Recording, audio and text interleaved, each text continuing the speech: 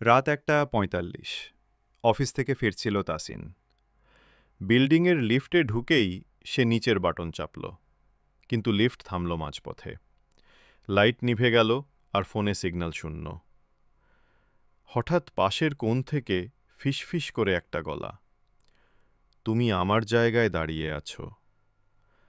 তাসিন ঘুরে দেখে একটা মেয়ের অবয়ব আধা আলোয় সাদা পোশাকে ভাসছে।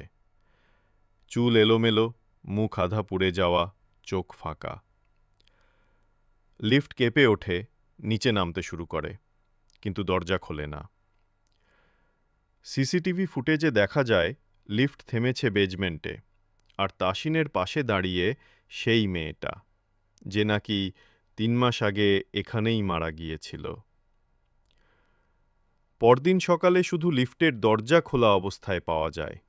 ভেতরে একজোড়া মেয়ের চুল আর একটা জ্বলে ওঠা মোবাইল স্ক্রিনে লেখা লিফট এয়ার -13 ফ্লোর।